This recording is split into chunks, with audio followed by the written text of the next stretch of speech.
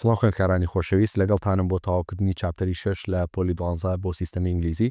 ئەمڕۆ لە سێکشنی دوایان کە بابەتی جەنەرێتەر و مۆتۆر و میچۆڵیندەکتانسمانەیە کە سێ بابەتی زۆر گرنگن.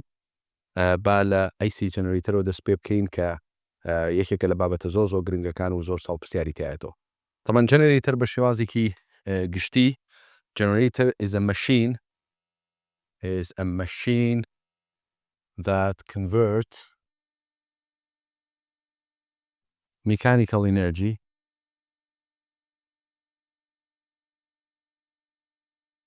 into electrical energy. ئەمە یەکێکە لە پۆینتە زۆر گرنگەکان کە زۆر جار لە بەکەلۆریەتەوە which of the following convert mechanical energy into electrical energy تۆ بێت جەنەرێتەر هەڵبژێری چونکە دوو تایپی جەنەرێتەرمان هەیە بۆی لێمان تێک نەچێت. جەنەرێتەر بە شێوەیەکی گشتی دوو تایپە. We have AC generator and DC generator and both type of generator convert mechanical energy into electrical energy. دوای پێشتەڵێ mechanical energyەکە لەکوێوە هاتووە. تاوان ئەوەی کە زۆر مهمە لە جەنەرێتەرە کۆمپۆنێنتەکانە تۆ بزانی کۆمپۆنێنتەکانی AC جەنەرێتەر چین و کۆمپۆنێنتەکانی DC جەنەرێتەر چین. یەک باسی کۆمپۆنێنتەکانەکەین. یەکەم شت کە پێویستمان پێیەتی لە با بڵێن لە AC جەنەرێتەر ئێمە باسی AC جەنەرێتەرەکەین چونکە کۆمپۆنێنتەکانی فەرقیان هەیە لەگەڵ DC جەنەرێتەرە. AC جەنەرێتەر کۆمەڵە کۆمپۆنێنتیە. یەکێک لە کۆمپۆنێنتەکانی AC جەنەرێتەر کە هەمانە پێویستمان بە ماگنەتیک فیلدێکە. خۆی لە ڕاستیە پێویستمان بە مەگنێتێکە بەس لە مەگنێتەکەەوە ئیشمان بەچی هەیە ئەمە ماگنەتیک فیلد. چونکە گەرم ماگنەتیک فیلدە نەبێت ئێمە ناتوانین دوایی چێنجیکەین و ناتوانین ئلکتریسیتی ئیندیوسکەین. Remember in Faraday's law ئەڵێ چی؟ The magnitude of EMF is due to the change in magnetic flux. کاتە بۆی ئلکتریسیتی دروستکەین خۆ تزانی جەنەرێتەر مەشینێکە کنڤەرتی میکانیکەڵەکە بۆ ئلکتریکال بۆ ئەم ئلکتریکەڵە ئیندیوسکەین پێویستە چێنج لە ماگنەتیک فلەکسا دروستکەین. لەبەر ئەم ریزنە پێویستمان بە مەگنێتێکە بێ بۆی بتوانین ئەمیشەمان بۆ بکە. ئەمە یەکەم شت مەگنێتێک بۆی مەگنەتیک فیلدەکانی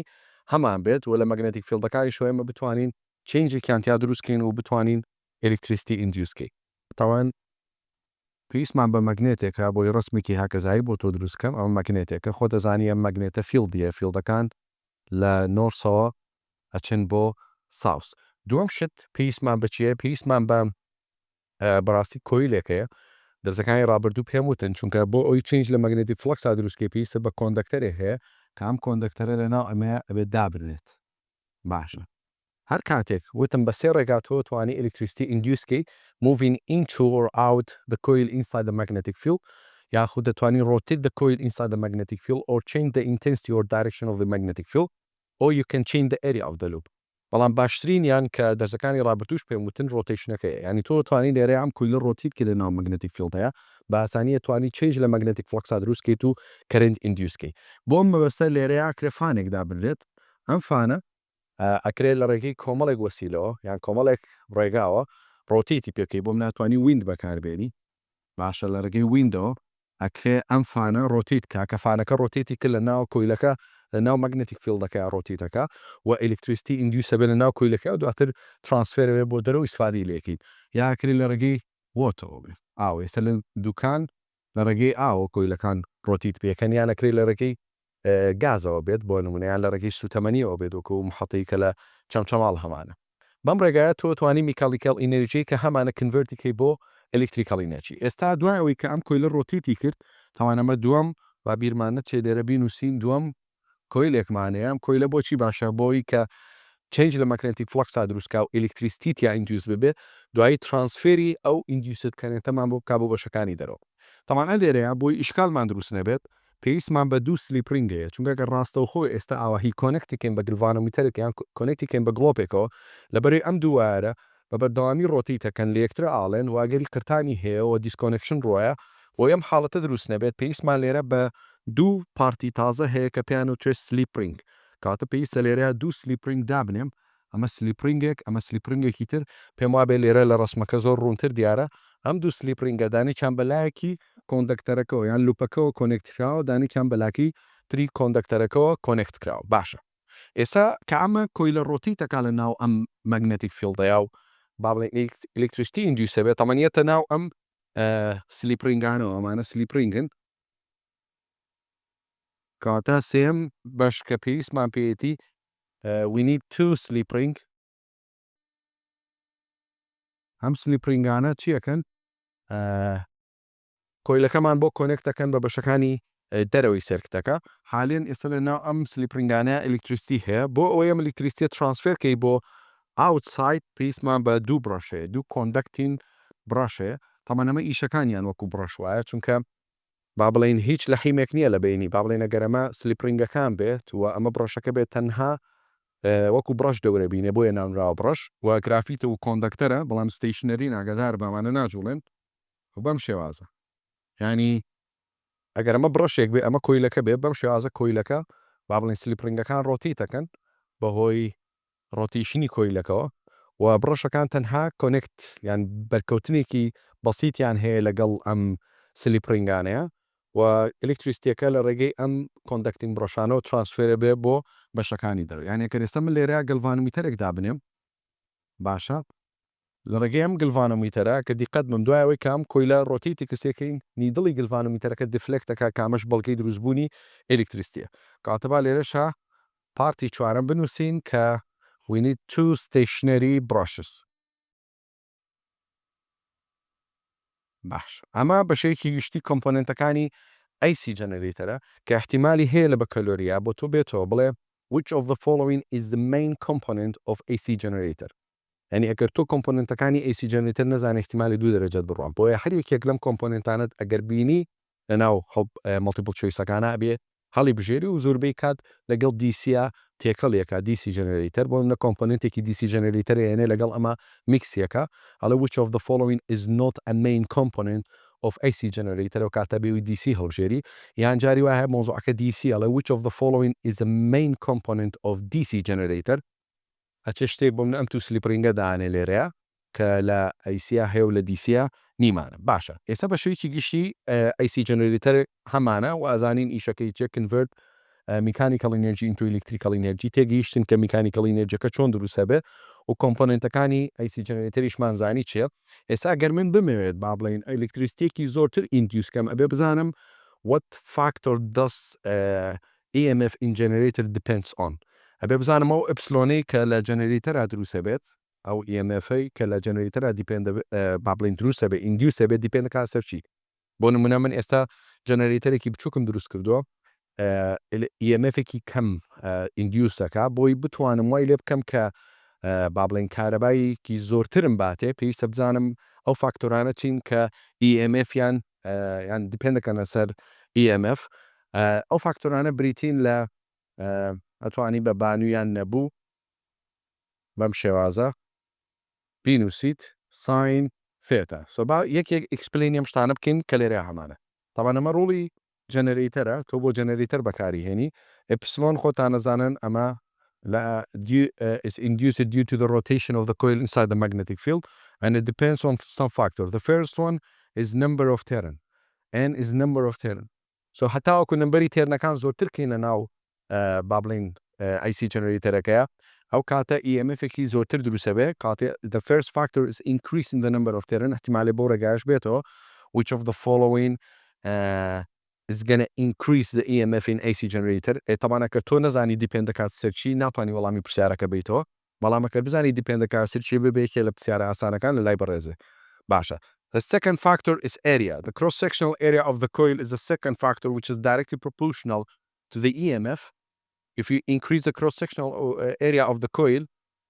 then the larger line is crosses by the coil and the magnetic flux is going to change. And then epsilon is increases. Same factor kahamana is magnetic field is B. If you increase the intensity of the magnetic field by using a stronger magnet, then EMF is going to increase. And the large factor, and before the large factor, we have omega. موضوعي omega تمكي جوت لي أنا بوا بالله نشابتري شاشيته بردمان. Epsilon is directly proportional to the angular speed. Angular speed, remember, is a rotational quantity, and this coil has rotational motion inside the magnetic field. So the faster the coil rotates inside the field, the larger EMF is induced سو ما بێت زۆر بە خێرایی بخولێتەوە بۆی بتوانانی کەرنتێکی زۆرتر induceکەی لە حاڵەتێکا کە زۆر بە slowly لە ناو مەگنەتیک فیلدەکە ڕۆتیتکە ئەو کاتە کەرنتێکە بۆ دروستەکە بە ئاسانی هەست بە کوژان و داگستان یەکەیت و مرتاح نابی و دواتر باسیەکەی نەمە لە ڕێگەی فریکوێنسیەوە کە پێویستەکە چەندێک ڕۆتیتکە کەواتە ئەمە 4 فاکتۆرمان باس کرد کە دیپێند دەکەن سەر EMF which is N, A, B and omega لەگەڵ هەمووشانە چۆن directly proportional. أخير شت كهمانة angle. Angle كهمانة sin theta. So epsilon it depends on sin theta. Sin theta is the angle between B and A. كامش زوجة بس لسر angle كان برسيارته أبي ئاگادار بی ئەم کۆیلە کە ڕۆتیتەکە لە ناو مەگنەتیک فیلدەکەیە منەتوانم بە شێوازێکی تر بۆ تۆی بکەم ماوە جارێکی تر ڕسمێکی ترت بۆ دروستکەم بۆی ئەم شتە وازەح بێ هەرچەنە ئەلێرەیە بە شێوازێکی تر ئیکسپلەینمان کردووە ئەلێرەیە بە شێوازێکی تر ئیکسپلەینمان کردو خۆتە زانی هەر کاتێک کە ئەم کۆیلە ڕۆتیتەکە لە ناو مەگنەتیک فیلدەکەیە it complete 360 degree on one revolution or 2 pi rad ئەگەر بە دیگری بۆت بکەم ئەلێرەیە یەکەم جار با بڵێن 0 دیگریمان هەیە ئەمە ئاستی کۆیلەکە هێشتا هەم بەم شێوازە ڕۆتیتەکەم ڕسمەکەت بەم شێوازە بۆەکەم دوایی کۆیلەکە ئەنگڵەکەی بێ بە 90 دیگری دوایە بێ بە 180 دیگری دوایە بێ بە 270 دیگری دوایە بێ بە 360 دیگری and complete one revolution تۆ کە بزانی بۆ یەک revolution ساینەکە چۆنە گۆڕێت لە چ کاتێکە ئیپسلۆن ماکسیمامە و لە چ کاتێکە مینیمامە ئەو کاتە بۆ ڕێڤۆلیوشنەکانی تر یان بۆ سایکلەکانی تریش هەمان واتە ئاگەینێت با من ڕسمێکی ترت بۆ بکەم ڕسمی مەگنێتێک شت بۆ بکەم بۆ شتەکە تۆزێ ڕوون بێ لەلات ئەگەر ئەمە N بێت و ئەمەیان S بێت یەک تۆزەمە بێنینە ئەملاوە ئەگەر ئەمە ساوس بێت you already know the field goes from north to south بەم شێوازە و طبعا ناتوانم بە سریدی ڕسمەکە بۆ تۆ بکەم بە زەمێ مەفهومەکە بگا بۆ نمونە ئەگەر پلەینەکە بەم شێوازە دابنین لەم حاڵەتەیە پلەینەکە ئەگەر بەم شێوازە دابرێت ئەنگڵەکە چییە 0 دەرەچێت و ئەم دوانە بی لەگەڵ باڵین کۆیلەکە the cross sectional area and the area the plane area and the field are perpendicular کە دیقەتی بی فیلدەکەمان بەم شێوازەیە بەس پلەینەکەمان بەم شێوازەیە پەرپێندیکولەرن سۆ لەم حاڵەتەیە ساینەکە 0 دەرەچێت و ساینی 0 کاتە 0 هیچ کەرنتێک ئیندیوس نابێت لە ناو سێرکتەکەیان جا بۆ شتەکەت بۆ وازەحتر کەم ئەبێ ئاگاداری ئەم حاڵەتە بی if plane area is perpendicular to the magnetic field then sin theta or sin became 0 and sin 0 is 0 پاشە مامۆستا ئەمە لێرە تۆ پەرپێندیکولەرت کردو پاشە پەرپێندیکولەر نابێ ئەنگڵەکە 90 دیگری بێ من لە چاپتەری پێشوە لە سێکشنی پێشوە کاتێک باسی مەگنەتیک فلاکسم بۆ کردی پێم وتی کام ئێریایانە ئەنگڵی کە هەمانە ئەبێ لەگەڵ نۆرمال ئێریایە بکەیت باشە کە لەگەڵ نۆرمال ئێریایەکەیت ئێستا ئەگەر پلەینەکە پەرپێندیکولەر بێ لەگەڵ بیا ئەو کاتە بیەکە پەرلڵە لەگەڵ نۆرمال ئێریا تۆش ئەنگڵ لەگەڵ نۆرمال ئێریا حسێ بکەی بۆی ئەنگڵەکە چی دەرەچێت 0 دەرەچێت سۆ لەم حاڵەتەیە هیچ ئلکتریسیتێک ئیندیوس نابێ و ئیپسلۆن چەند دەرەچێت 0 دەرەچێت کات هەر کاتێک پلەینەکە پەرپێندیکولەر بوو لەگەڵ بیەکە ئێستا ئەو بیەکە بەو شێوازەیە هەردووکیان پەرپێندیکولەرن و ئەنگڵەکەمان 0ەیە وازەح دیارە ئەو کاتە ئیپسلۆن 0 دەرەچێت ینی مامۆستا هیچ ئلکتریسیتێک ئیندیوس نابێت بەڵێ هیچ ئلکتریسیتێک ئیندیوس نابێت بەس کە وردەوردام کۆیلە ڕۆتیتەکە ئەنگڵەکەی تاوان لە 0 دەرەچێت ساینی 0 0 بە ساینی 1 0 نیە ساینی 2 0 نیە وردەوردە هەتا ئەگاتە ساین 90 کە بوو بە ساینی 90 چی ڕۆدا if plane of the loop is parallel to the magnetic field ئەگە پلەینەکەمان پەرلۆ بێ لەگەڵ بیا ئەگە دیقەتان نابێت لە مەگنەتیک فلەکس و لە فارادای سلۆ من بۆ ئیکسپلینکردنەوە ئەگەر ئەم دوانە پەرلۆ بن بۆ واتایی کە بی is perpendicular to the normal area و تۆش ئەو پەرپێندیکولەرە وەرەگری چونکە ئەنگڵەکە بێ دامە لەگەڵ نۆرمال ئێریا بێ لەو کاتەیە ساینەکە چەند دەرەچێت ساینەکە 90 دیگری دەرەچێت و ساین 90 is 1 و هیچ ساینێکمان نیە لەوان گەورەتر بێت so in this case epsilon is maximum کاتە مامۆستا ئەو کەرنتەی کە ئیندیوس هەبێت لە جەنەرەیتەرە بەردەوام مەکسیمام نییە و بەردەوامی 0 نییە بەڵکو چینجەوێ بەڵێ چینجەوێ کە دواتر بە دیتێل ماسیەکەی باشە سۆ ئەم کۆیلە کە ڕۆتیتەکە ئەم دوو حاڵەتە زۆر ئەساسیە تۆ بزانین لە چ کاتێکە EMF 0 و لە چ کاتێکە EMF مەکسیمامە ئەبێ بزانی کە when magnetic field is parallel to the plane area then epsilon is maximum and when plane and plane area and the field are perpendicular then epsilon is 0 ئەمە زۆر گرنگە باشە ئەگەر ئەمە بێن بە ڕسمێکی تر بۆ تەوزیحکەم بۆ شتەکە ڕوون بێ لەلات چونکە بەم شێوازەش ئەگەری هێ و پێشتر هاتوتە لە بەکەلۆریە ئەگەر ئەمە ئەپسلۆن بێ ئەمە تایم بێ بۆ منە لە حاڵەتی یەکەم جارە کە ئەنگڵەکەمان زیرۆ بوو بەم شێوازە کە ئێریاکە پەرپەندیکولەر بوو لەگەڵ بیا هیچ کەرنتێک ئیندیوس نابێ بامە بەڕەنگێکی تر بۆ تامکەم بۆی دەرکەوێت هیچ کەرنتێک ئیندیوس نابێ ئەمەم حاڵەتەیە کە ئەیەکە پەرپەندیکولەرە لەگەڵ بی بەڵام remember that I mean the plane area is perpendicular to B, not the vector area or normal area. So when the coil rotates and became parallel to the magnetic field, أو كاتا أنجلكا ب 90 degree أنجلكا بو ب 90 وأي لقل بيش parallel درشون أو كاتا إبسلون it became maximum value. يسلم حالتها إبسلون maximum value وعبيه بيش زاني كأي which is plane area is parallel to the magnetic field. باشا. لم حالتها طبعا ام كويل روتيتا كاخوت انا زان it has rotational motion والدور ده انجلكا جاري كتربيته ب parallel ب perpendicular وابي ب 180. Remember that sine 180 is 0 دي سانو كرنتكا ريتشي 0 كا ابي ب 0 على ريا كاتيك دروزبو لبرويك كهرباء change the magnetic flux نما وچین دیسانە و کارەباکەمان هەڵکردەوە بۆی چێنجە لە مەگنەتیک فلەکسا دروستکەین و ئەم کەرەنتەی کە هەیە ئیندیوسیکەین کاتە جارێکتر لێرەوە دووباری و وەزعەکەکەینەوە وتمان ئەم کۆیلە کە لە ناو مەگنەتی فیلدەکە ڕۆتیتەکا بە بەردەوامی ئەنگڵەکەیە گۆڕێ پلەینەکە لەگەڵ مەگنەتی فیلدەکەی ئەنگڵەکە گۆڕێ جارێک زیرۆیە جارێک 90 جارێک 180 جارێک 270 و تاگاتەوە بە 360 complete one revolution طبعا بۆ یەک revolution چی دەرچوو بۆ revolutionەکانی تریش بە هەماشەوە وتم remember when the plane area is perpendicular to the magnetic field then EMF is 0 لبرای هیچ کاتێک دروست ناکە لە یان هیچ چێنجێک دروست ناکە لە magnetic flux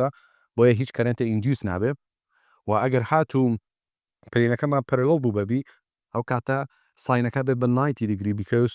the magnetic field is perpendicular to the vector area or normal area then epsilon it became maximum. So لە حاڵەتی یەکەما کە پلەینەکەمان perpendicular و ئەنگڵەکە زیرۆیە هیچ EMF induce نابێ ینی ئەلەم حاڵەتەیە کە پلەینەکەم perpendicular لەگەڵ بی ئاگادار بن هیچ EMF دروست نابێ بەڵام خۆم کۆیلە لێرەیانەوە ساوە start rotating کە وردەوردا ڕۆتیتەکە ئەنگڵەکە لە 0 بێ بە 1 و 2 3 و 4 تا ئەگاتە 90 degree ێ بە ساینی 0 با بڵین زیرۆیە بۆ ساینەکانی تر وردەوە دەکەرێنت ئیندیوسە بێ هەتا ئەو کاتێک کە کۆیلەکە پەرلۆڵە بێ لەگەڵ مەگنەتیک فیلدەکە کە کۆیلەکە یان پلەینەکە پەرلۆڵ بوو لەگەڵ بیا و کاتە EMF ماکسیمام دەرەچێ و لەم حاڵەتەیە لێرەیە ئەڵێن A is perpendicular is parallel to B and it's perpendicular to the vector area ئەم ئێریانی کە لێرە بۆم کردوی plane area ئەوەی کە لەسەر تەختەکە لێرە بۆم نووسیویت so the coil is continuing rotation ئەلەم حاڵەتەیە ڕۆتیتەکە و ئەبێ بەچی ئەنگڵەکێ بێ بە 180 کە بوو بە 180 ساین 180 is 0 ئەو کاتە دیسانۆ کەرنتەکە درۆپەکە بۆ چەند بۆ 0 لێرە پلەینەکەی کە هەمانە is again perpendicular to the magnetic field so the coil starts rotating again ئەنگڵەکە بێ بە چەند 270 remember that sine 280 is negative 1 لەبەر ئەم کاتە کەرنتەکە لەکوێ دروستە بێ لە بەشی خوارە دروستە بێ کە نێگەتیڤ 1 یعنی ئەچێتە پارتە نێگەتیڤەکە ئەمە پۆزیتیڤ ئەمە نێگەتیڤە لێرەشە again the plane is parallel to the magnetic field دوایی کۆیلەکە دیسانەوە گەڕێتەوە بۆ 360 و ئەبێتەوە بە چەند 0 چونکە ساینی 360 0 هەلێرەشە پلەینەکە دیسانەوە پەرپەندیکولەرە بێتەوە سۆ هیچ کەرنتێک ئیندیوس نابێت کەواتە ئاگادار بن با بڵین ئەگەر ئەمە فیلدەکەمان بێت ئەم کۆیلە یان ئەم لوپەی کە هەمانە ئەم پلەینە یەکەم جار پەرپەندیکولەرە هیچ کەرنت ئیندیوس نابێت وردەوردە پەرلەڵە بێ لەگەڵ فیلدەکەیە کەرنت ئیندیوسە بێت دوایە بێتەوە پەرپەندیکولەر دوایە بێتەوە پەرلەڵ ئەم جارە بە ساین 270 کابێ بە نێگەتیڤ 1 دوای بێتەوە پەرپەندیکولەر و کەرنت ئیندیوس نابێت کاتەوە کەرنتی لێرەیە دروست بۆ بم شێوازە دروستە بێ ئاگاداری کۆمەڵە شت بن ئەگەری هەیە ئەم ڕسمە بێتەوە ئەگەر ئەم ڕسمە هاتەوە احتیمالی پێت بڵێ بۆ مناگەرم پۆینتانە دیاریکەین وەکو چۆن لێرەیە دیاری کراوە A B C D بەم شێوازە بنووسێ A B C D 4 optionات هەیە بڵێ in which of the following options the plane is parallel to the magnetic field ئەبێ بزانی کە لە B و لە D پلێنەکە پەرەڵڵە چونکە خۆ ئەمانەت بۆ نانووسێ بەس ABCDەکەت بۆ نووسێ هەروەکەوەی کە لێرەیە هەیە بەم شێوازە بۆ تەنووسێ و احتیمالی هەیە بڵێ لە چ کاتێکا کەرنت induce نابێ ئەو کاتە تۆم ئەبێ AUC هەڵبژێری کە لەم دوو حاڵەتەیە A لەگەڵ C A پەرپێندیکولەرە لەگەڵ B و بەم شێوەز پێشتر لە بەکەلۆری هاتوتەوە ئاگادار بن ئەم شێوازەش گرنگە کاتە ئەوەی کە لێرەیە فێری بووین ئێمە جەماعەت ئەوەی کە ئێمە لێرەیە فێری بووین ئەوەیە کە ئەو کەرنتەی کە AC دروستیەکە تۆنە ئەمە یەکێکە لە پۆینتە زۆر گرنگەکان بۆیە ناونراوە AC تاوان AC لە چیەوە هاتووە لە alternating currentەوە هاتووە alternating current ئەمە سیەکە ئەوە ئەیەکە لەمەوە هاتووە ئەم کەرنتی کە لێرەیە induce بێ the magnitude هەنێ ئەمە مواصفاتەکانی AC currentە the magnitude and direction of current are continuously change سەریکەن جەماعەت ئەو کەرنتەی کە هەمانە بەبەردەوامی مەگنیتودەکەی چەنجە بێ ئێستا لێرەیە مەگنیتود زیرۆ ئەبێ بە ماکسیمم بێتەوە بە زیرۆ بێتەوە ماکسیمم بێتەوە بە زیرۆ و لە هەمان کاتا دایرکشنەکەشی چەنجە بێ دایرکشنەکەی جارێک پۆزیتیڤە جارێک نێگەتیڤە جارێک پۆزیتیڤە جارێک نێگەتیڤە بۆیە بەم کەرنتەی کە لێرە induce بێ پێوچێ alternating current or AC و ئاگادار بنێ بێ بزانی کە مەگنیتود و دایرکشنی AC چەنجەوە سیمبڵەکەشی لە ئەلیکتریکەل سێرکتەکانە بەم شێوازەی ناسیتەوە راوە سایکڵێکی بۆ کردی چون دیارە مەگنیتود و دایرکشنەکە چەنجە بێ بەم شێوازە تۆ توانی سیمبڵی AC جەنەرەیتەر لە سێرکتەکانە چی لێ بکەیت لە سێرکتەکانە بناسیتەوە باش ئەمە پۆینتێکی زۆر گرنگ لە AC جەنەرەیتەر لێرەیە ئەگەر پرسیارەکە داوای لێ کردی ماکسیمم value EMF بدۆزیتەوە یان بڵێ ماکسیمم value EMF دیپێند دەکاتە سەرچی ئەو کاتە خۆتە زانین لە چ کاتێکە EMF ماکسیمم دەرەچێت لە کاتێکا ساینەکەمان نایتیە ئەو کاتە هیچ ساینت نامێنێتەوە ئەو کاتە توانی تەنها بڵێ چی بڵێ the maximum value of EMF is equal to NAB omega کە کاتە نەبوو بۆ شازا توانی لەبەریکەی بۆچی ساینەکەم ننووسیەوە لەبەری من ماکسیمم ڤالیم دۆزیوەتەوە و ساینی ماکسیمامی شکاتە چەند ئەکاتە 1 بۆیە ساینەکە نانووسینەوە بەڵام یەک تۆزێکی بچووکت بەمێ لێرەیە من لە پرسیارەکانی پێشترەیان لە ڕوڵەکەیە بەم شێوازە بۆم نووسیمە نەبوو ساین ئۆمێگا تی لە بری سێتان نووسیمە ئۆمیگاتی بۆی بزانی ئەم ئۆمیگاتیە لە چیەوە هاتووە ئێمە لە چاپتەری یەکەم ئەنگولەر سپید ماخوێن ئەنگولەر سپیدس دڵتا ثێتا ئۆڤەر دڵتا تی باشە لەمەوە تۆ توانی بڵێ ثێتا is equal to ئۆمێگا تایمز تی بۆی کۆنفیوز نەبی بڵێ مامۆستا لێرە ئێمە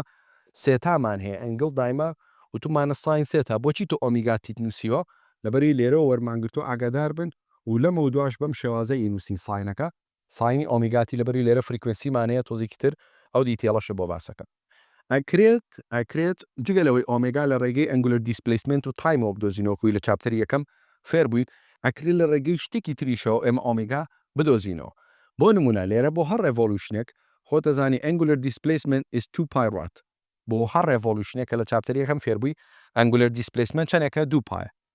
باشە لەبەری ئەمە باسی وەیڤێکەکەین کە دروست بۆ ئەم تیەکەم بە period T capital و remember 1/T is equal to F which belong to chapter 3 frequency is 1/T کاتە توانم لێرە کە ئۆمیگاکەمە کاتە 2 pi times 1/T لەبری ئەم 1/T چی بنووسم frequency هەنی بەم شێوازی لێ بکەم بڵێم ئۆمێگا is 2 pi F ئەم ڕوڵەش زۆر گرنگە ئاگادار بن و پرسیارمانەیە پرسیاری حسابیمانەیە کە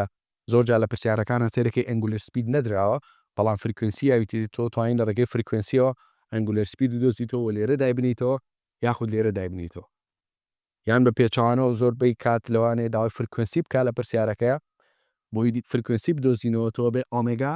بدۆزیتەوە کە ئۆمێگا شتە بۆ ئەو کاتە ئۆمێگا is equal to 2 pi F ئەتوانی بە ئاسانی چی بدۆزیتەوە فریکوێنسی بدۆزیتەوە ئەوەی کە مهمە لە ئەیسی سەر کتابزانی کە ئێمە فریکوێنسیمانەیەوە تا دیپێند دەکاتە سەری EMF دیپێند دەکات سەر فریکوێنسی فريكوێنسیش نمبەری سایکلەکانە لە تایم ئینترڤالێکە، یعنی هەتا سایکل زۆرتر بکات لە تایمێکی کەمترە، ئەو کاتە ئۆمێگاکەمان زۆرە بێت و ئیپسلۆنەکەش لە نەتیجە چیتر دەرەچێت زۆرتر دەرەچێت. فریکوێنسی عەلەکسەر لە وڵاتێک یان لە وڵاتێک بۆ وڵاتێک تر بڵێ جیاوازی بۆ منە لە کەنەدا و لە ئەفریقا و یونایتد ستیت 60 هرتزە، ئەم 60 هرتزە بەواتای چییە؟ بەواتایەوەیە it complete 60 revolution in 1 second و لە لای خۆشمان لە یونایتد کینگدەم و ئاسیا و ئەفریقاوەمانە چەندێکە 50 هرتزە، یعنی کارەبا لای خۆمان 50 هرتزە فریکوێنسیەکەی، بە واتایی کە it complete the coil inside the magnetic field it complete 50 revolution in only 1 second. کامە زۆر خێرایە بۆی بتوانین ئەو کارەبایی کە هەیە بۆ شێوازە پرتە پرتی تیانە بێ و بە مەزبوطی ئیش بکە. پرسیارمانەیە لە چاپتە ریڤیو، پرسیاری سیانزەمانێ لە چاپتە ریڤیو نووسێتی list the essential component of electric generator and explain the role of each component in generating an alternating EMF. Already ئەمەمان باس کرد، تۆ پێویستت بە مەگنەتیک فیلدەیە، پێویستت بە وایرێک یان کۆیلێکەیە بۆی بتوانێت چێنجی لە مەگنەتیک فلەکسا بۆ دروستکا و ئەو کەرنتی کە ئیندیوسی کردووە ترانسفێریکا بۆ دەرەوە و پێویستیشە بە چییە؟ بە سلیپ رینگە بۆی بتوانێت کۆنتاکتێک دروستکا لەگەڵ بەشەکانی دەرەوەیە بۆی بتوانێت ئەو ئەلێکتریسیتیە ترانسفێرکەی بۆ بەشەکانی دەرەوە. کوێشنی 14 مانەیە لە چاپتە ریڤیۆڵە چی a student turns the handle of the small generator ئەوەی کە احتمالێ لە مەکتەب هەتان بێ جەنەرێتەری بچووکەیە تۆ بە هاندڵ ئەتوانی کۆیلەکە ڕۆتەیت بکەیت، ئەمەیان بەدەست دەکرێت باشە هەتاوەکو خێراتر بیخولێنیتەوە لە ناویان ڕۆتێتی کەی سێرەکەی چەنجی زۆرتر دروستەکە لە مەگنەتیک فلەکسا و گڵۆپەکە باشتر داکرسێ. ئەم خوێندکارە چی کردووە؟ turn the handle of a small generator attached to a lamp socket containing a 15 watt bulb. طبعا ئەم small generator لە چی بەستووە؟ لە گڵۆپێکی 15 واتی بەستووە. The bulb is barely glow. گڵۆپەکە بەکزی ئیشەکە. ئەم خوێندکارە چی بکە؟ What should the student do to make the bulb glow more brightly؟ بۆی زۆر بە شەوق ئەم گڵۆپە ئیش بکە بەو شێوازە بە کزی ئیش نەکا. پێویستە ئەم خوێندکارە چی بکە؟ پێویستە turn the handle faster. چونکە the faster the coil rotate the higher the EMF is induced. چونکە پێشتر وتومانە ئەم ئۆمیگای لەگەڵ ئیپسلۆنە دایرێکتلی پرۆپۆرشناڵن، سۆ هەتا خێراتر بیخولێنێتەوە EMF زۆرتر دروستە بێ و EMF زۆرتریش دروست بوو کەرەنت زۆرتر ئیندویسە بێ و گڵۆپەکە بە شۆقێکی زۆرتر داکرسێ. What is meant by the term frequency in reference to an alternating current؟ خۆتان نەزانن پێم وتم لێرە فریکوێنسیمان هەیە و فریکوێنسیش خۆتان نەزانن ئەکاتن نمبەری سایکلەکان per unit time و هەر سایکلێکیش ئەمە ڕسمی سایکلێکە، ئەمە یەک سایکلەکە پێم وتی یەک سایکل چۆن دروستە بێ و چۆن ئیندویسە بێ و بیریشمان نەچێت یەک پۆینتی تر هەیە لەسەر ئەم بابەتە کە خوێندکار زۆر جارە پرسێڵێ مامۆستا لەم پۆینتانەیە ئەلێکتریسیتی نییە بۆچی ئێمە هەستی پێ ناکەین؟ یعنی ئێستام کارەبایی یانم ڕووناکی کە لەسەر منە بۆچی لەم شوێنانەیە هەست بە کوژانەوەکەی ناکەم؟ دوو سەبەب هەیە. یەکەمیان the coil is rotating faster, very fast. ئەمە وای لێ کاکە ئێمە نەتوانین ئەم پۆینتانە بە چاوی ئاسایی ببینین کە کارەبای تیا ئەکوژێتەوە، چونکە ئەم بۆ معلوماتت لەم شوێنانە کارەبامان نییە، تەنها لەم دوو پۆینتایان لەم پۆینتانەیە هەمووی کارەبامانەیە ئەکسپت ئەم سێ شوێنە نەبێت کە پلینەکە پەرپێندیکولەرە لەگەڵ چیا لەگەڵ مەگنەتیک فیلدەکەیە. ئەی باشە بۆچی هەستی پێ ناکەین؟ ڕیزنێکی تر ئەوەیە کە تۆ لە هەموو ئەم تایم ئینتەرڤەڵانەیە کەرنتت هەیە، ئەلێکتریسیتیت هەیە، تەنها لە سێ شۆرت تایم ئینتەرڤەڵانە بێ کە ئەلێکتریسیتیت نییە، بۆیە هەست بە کوژانەوەی کارەباکە ناکەی. So what is meant by term the frequency؟ ئۆکێ زانین کە نمبەری cycle per unit time بەس دەتوانین بڵێن frequency indicate how often each second current goes from maximum value in one direction to maximum value on the other direction. یعنی پێمان بڵێ چەندێک جار کەرنت لە مەکسیمام دایرێکشنێکەوە چووە بۆ مەکسیمام دایرێکشنێک بە دایرێکشنێکی ئۆپۆزت تەوان. ینی من چەند سایکلم کردووە ئەمە بە ڕێگایەکی تر چەند سایکلم کردووە لە تایمیترڤڵێکە ئەمە پێوتری فریکوێنسی، ینی هەر نمبەر ئۆف سایکل پێرینە تایمەکەیە، چونکە هەر سایکلێک ئەبێ بزانی یەک جارەچێتە مەکسیمام ڤالیو بە پۆزەتیفی، یەک جارەچێتە مەکسیمام ڤالیو بە نێگەتیفی. باشە پرسیاری 21 مانەیە when the plane of a rotating loop of wire is parallel to the magnetic field line. The number of line passing through the loop is 0. Why is the current is at maximum at this point in the loop's rotation? پێم وتم ئەگەر هاتوو پلینەکەی کە هەمانە پەرپێندیکولەر بێ لەگەڵ مەگنەتیک فیڵدەکە ئەو کاتە ئیپسلۆن چەند دەرەچێت 0 دەرەچێت بە زووتمان ئەگەر هاتوو پلەینەکەی کە هەمانە پەرەلەڵ بێت لەگەڵ مەگنەتیک فیڵدەکە ئەو کاتە ئیپسلۆن چی دەرەچێت مەکسیمام لێرەش ریزنەکەی ئەڵێ بۆچی مەکسیمامە لەبەرەوەی مەگنەتیک فۆرس دروستە بێ و ئەو مەگنەتیک فۆرسەش greatest ینی گەورەترین ڤالیوی مەگنەتیک فۆرس دروستە بێ on charge in the side of the loop to move perpendicular to the field یعنی بەواتایەکی تریش بیڵین لەم حاڵەتەیە فیلد لاینەکان بە ئاسانی کرۆسە بن لەلایەن لێوارەکانی یان ئێچەکانی کۆیلەکەەوە فیلدەکان کەتەکە و چنج لە مەگنەتیک فلەکسا دروستەکە و کەرێنت ئیندیوسە بێ کوێشنێکی ترمان هەیە کوێشنی 24 A bar magnet is attached perpendicular to a rotating shaft هەمی کە لێرەیە هەمانە لەم سێ سێرکتەیاڵێ in which of the arrangements shown below this device be used as an electric generator ئەڵێ لەم کام لەم حاڵەتانەیە ئەتوانین ئەمە وەکو electric generator بەکاری بهێنین electric generator تۆ بێت تێبکەی کۆیلێک تێرە ناو فیلدێکا ڕۆتیتەکە ئەبێ ڕۆتیشنەکە بۆ شێوازە بێت کەم چنج لە مەگنەتیک فلەکسا دروستکە هەر بۆ معلوماتی جەنابتان ینی ئەم ڕسمە لەگەڵ ئەم ڕسمای یەکشتە بەس لەمەی ئێرە ئاوای لێ هاتووە تەمان لە ئەیوبیە فیل لاینەکان با بڵین کەتە بن و لەم دوو حاڵەتەیە باشە و کەرنت ئیندیوسە بێ بەس لە حاڵەتی سیە هیچ کەرنتێک ئیندیوس نابێت لەبەری ڕۆتیشنی کۆیلەکە کە دیقەت بن ئێستا لێرە ڕسمەکە تۆزێک نازانم بۆیە وازەح بێت یاننا لەم حاڵەتەیە کام کۆیلە ڕۆتیتەکە هیچ چنجێک لە مەگنەتیک فلەکسا دروست ناکە بۆ هیچ کەرنتێک ئیندیوس نابێتەنە لە حاڵەتی ئەیو بیانە بێ لێرە وەڵامەکەمان چییە ئەڵێن the field lines in this case are in plane perpendicular to the plane of the loop so the loop crosses the field line کە لوپەکە کرۆسی فیل لاینەکانی کرد چنج لە مەگنەتیک فلەکسا دروستەکە و کەرنت ئیندیوسە بێ بەڵام لە سیا و حاڵەتە نابینین ئێمە هیچ چنجێک لە فیلدەکە دروست نابێ ئەکە دیقەتی بن ئەم سەحمەشینانە دارێکشنی فیلدەکەیە و دارێکشنی لوپەکەش بەو شێوازە ڕۆتیتەکە لەمەیان لەبەرەوە هیچ کرۆسێک لە مەگنەتیک فیلدەکانە دروست ناکە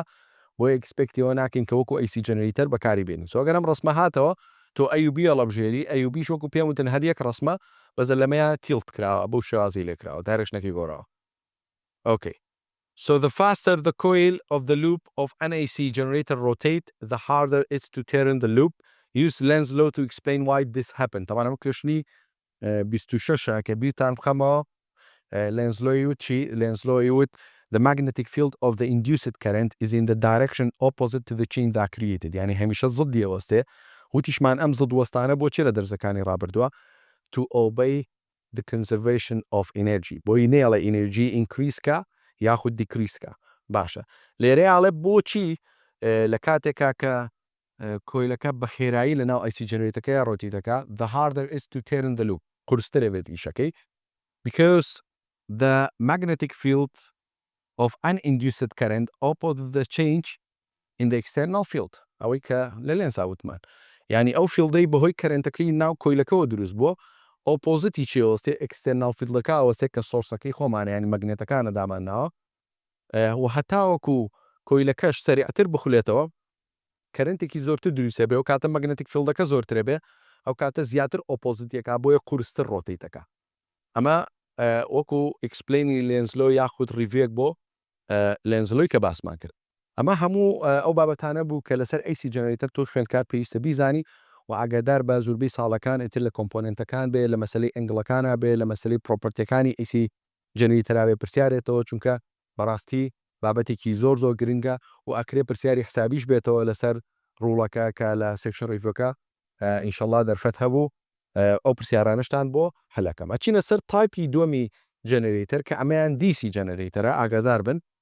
فەرقی هەیە لەگەڵ AC generator we have a DC generator am DC generator just like AC generator it convert mechanical energy into electrical energy يعني أمي شر چين بۆ دروستەکە ئەمی شەر کارمان بۆ دروستەکە بەس فەرقێک هەیە لە بینی AC generator و DC generator کە پرۆپەرتیەکانی و کەرەنتەیە کە لێرە دروستە بێ فەرقی هەیە لەگەڵ ئەوانی ترە و کۆمپۆننتەکانیش ئەو کۆمپۆننتانەی کە لە AC generator هەمان بوو لە DCش هەمانە except یەک دانیان نەبێ except one of them, which is the slip ring. So we have a question which says how to convert AC generator into DC generator. The very same component AC generator le DC شاهەیە تەنها یەکێکیانە بێگۆڕاوە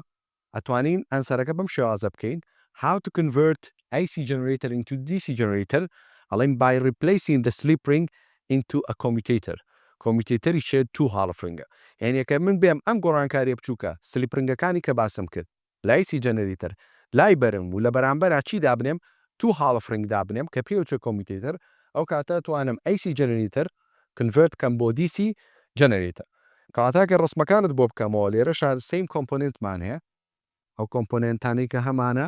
ماگنێتێکە لەبەری پێویستت بە ماگنێتیک فیڵدەکەیەتی بۆی دوایی چینجی کەیت و کەرنت ئیندیوسکەی you need a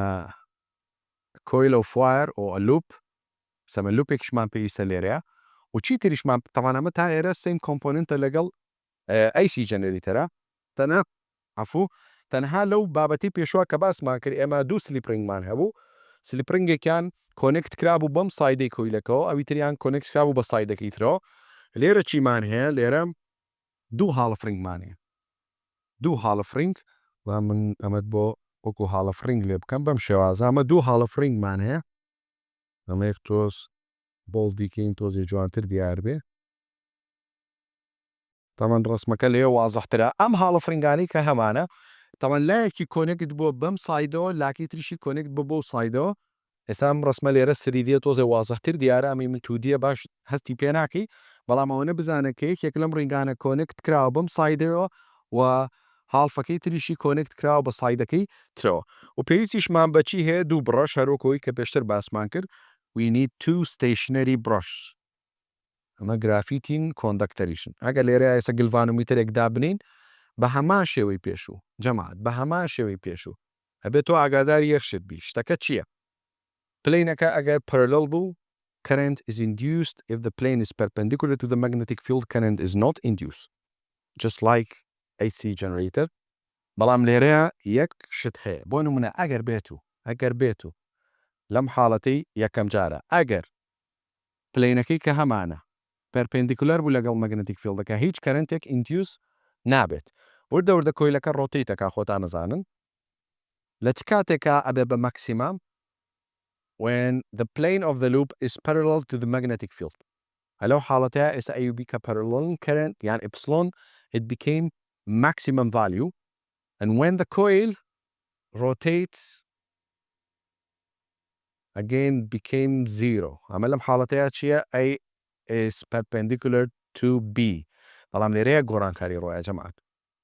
بۆچی ڕسمەکەم بەم شێوازە بۆ دروستکردی لەبەرەی بەسریدی لە بەردەستمانە نییەوە ئێستا ئیشی پێ بکەین بەڵام بۆی معلوم بێ لە بەرچاوتانە هەر کاتێک ئەم بڕەشانە بەر ئەم کۆمیوتێتەرانە کەوتن با لێرە ئەمە بنووسین to half ring یاخود کۆمیوتێتەر ئەم کۆمیوتێتەرە تۆزێ ئاگاداری بن زیاتر بە کۆمیوتێتەرێتەوە باشە تو هاڵەفرنگ یان کۆمیوتێتە فەرق ناکە سێریکە لێرەیە هەر کاتێ ئەم بڕەشانە بەر ئەم سوورانە بکرێت کە هاڵەفرنگەکانن نیدڵی گلڤانۆمیتەرەکە لایە دفلەکتەکە و کەرنت ئیندیوس بووە ئەزانین بەڵام لە پۆینتێک لە پۆینتەکانەوە کۆی لە ڕسمەکەی منا دیارە ئەکە دیقەتی بن ئەم بڕەشانە کەوتونەتە ئەو بۆشایی کە لە بینی هاڵەفرنگەکانە هەیە ینی ئەو بۆشایی کە لێرەیە هەیە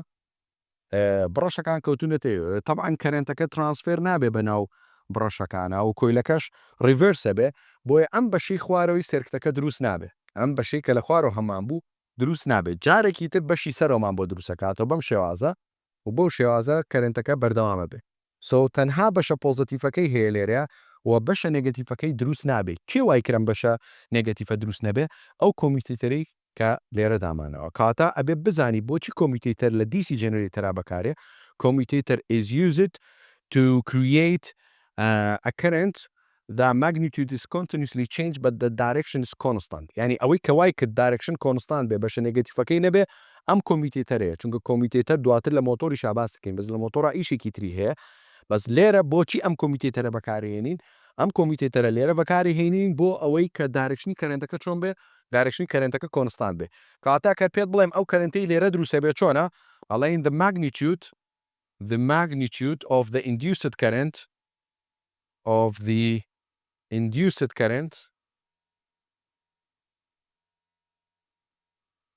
continuously change.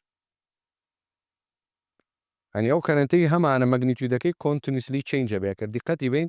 لێرە کەرەنت 0 ئەبێ ماکسیمم ئەبێ بە 0 ماکسیمم 0 but direction is constant. Direction is constant. لێرە دایرکشنەکە بەس پۆزیتیڤە ینی وەکو IC جەنەرێتەر نییە جارێک پۆزیتیڤ بێ جارێک نێگەتیڤ بێ بۆیە بەم کەرەنتە وترێکی direct current ئەمە دیسیەکە لەمەوە هاتووە و سیمبڵەکەشی لە ئەلکتریکال سێرکتەکانە بەم شێوەیە هەنی بەم شێوێت و ئیناسیتۆ لایەکی پۆزیتیڤە لایەکی نێگەتیڤە بە بەردەوامی چونکە دایرکشنەکە چینج نابێت دایما بێ پۆزیتیڤ لەگەڵ پۆزیتیڤ کۆنێکتکەی نێگەتیڤ لەگەڵ نێگەتیڤ وەکو AC جەنەرێتەر نییە هەر کامێکیان کۆنێکتکەی بەو شێوازە دەربچێت. دیفرەنسێکمانەیە لە بینی DC جەنەرێتەر و DC باتری بۆچی ئەم دیفرەنسم بۆ تۆ دروست کردووە لەبەرەوەی تێبگەیت کە هەردووچیان هەر دیسین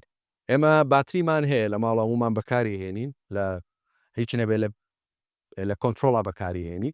باتری لایەکی پۆزیتیڤ و لایەکی نێگەتیڤە کە کۆنێکتێکیانی خیتە ناو کۆنتترۆلەکەەوە بێ پۆزیتیڤ لەگەڵ پۆزیتیڤ نێگەتیڤ لەگەڵ نێگەتیڤ بێ لەبەری دایرکشنەکەی کۆنستانتە ناکرێتەوە ریڤەرسیانکەی بەدڵی خۆت ئەمە باتری DC جەنەرێتەریش هەر هەماشتە بەڵام یەک فەرقەیە لە بینی DC باتری و DC جەنەرێتەر ئەگە دیقەتی باتریەکان بی لە ماڵەوە سێرەکەی یەک ڤالیو لەسەر نووسراوە بۆ نمونە لێ نووسراوە ئەگەر ئەمە ئیپسلۆن بێت ئەمە تایم بێت لێ نووسراوە 1.5 ڤۆڵت باشە ینی بە بەردەوامی بە تێپەڕبوونی کات ئەو 1.5 ڤۆڵتت هەیە ینی ماگنیتیودەکەی چینج نابێ و دایرکشنەکەشی چینج نابێ ینی لێرە ماگنیتیود و دایرکشن کۆنستانتە ئەمە لە چیا لە DC باتری لە DC باتریە ماگنیتیود و دایرکشن کۆنستانتە نە ماگنیتیود چینجە بێ ینی بە بەردەوامی و 1.5 نابێتەوە بە زیرۆ لەبەری کۆیلیتیانە کۆیلەکە ڕۆتیت کا پیلێکە باتریەکە لەبەرەوە ماگنیتیود و دایرکشن لێرە چۆنە کۆنستانتە بەس ئەو کەرەنتەی کە با بڵین لە DC جەنەرێتەر دروستە بێ DC جەنەرێتەر ماگنیتیود چینجە بێت بەس دایرکشنەکە چۆنە کۆنستانتە بەڵام ئەم کەرەنتەی کە لە DC جەنەرێتەر دروستە بێ پڵسیتین کەرەنتە ینی پڵسی زۆرە کوژانەوەی زۆرە وا باشترە ئەم DC جەنەرێتەرە وەکو DC باتری لێ بکەین هیچ نەبێ نزیکی کەینەوە سو ئەمە گرنگە بیزانی how to convert a DC current to form similar to that of a battery and how to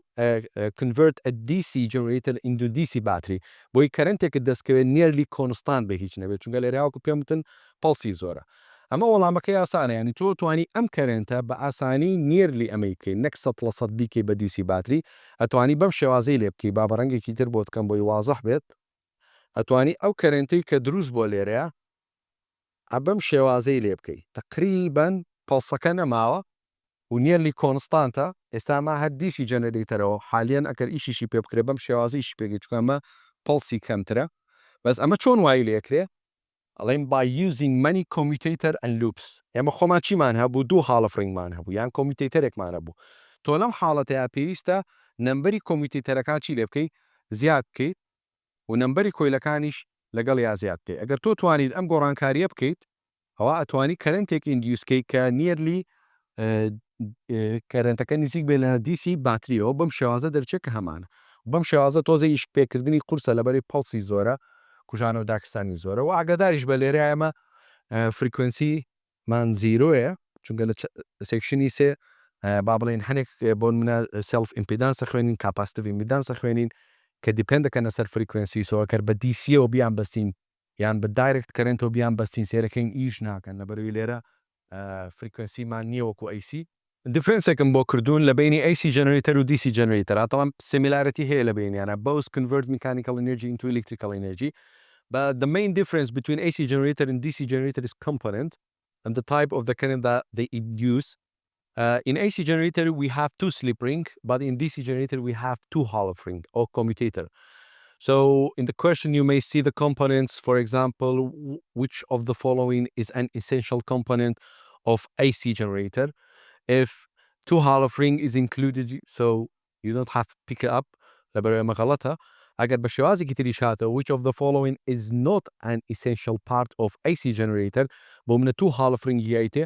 تو هاڵفرنگەکە EDC جەنێتەرە لەبەرەوە بێ ئەمە هەڵبژێری چونکە ئەمە کۆمپۆننتی AC نیە بۆیە پێم وتن کۆمپۆننتەکان زۆر گرنگن. تایپی کەرنتەکە و کەرنتی کە AC جەنێتەر دروستێکە ئێستا explainمان کرد بە دیتیل the magnitude and direction are continuously change in AC generator while in DC generator the magnitude is gonna change but direction is constant وتمان چیش وای لێکام directionە constant بێ the use of commutator پرسیارێکی chapter reviewمانەیە کەشنی 16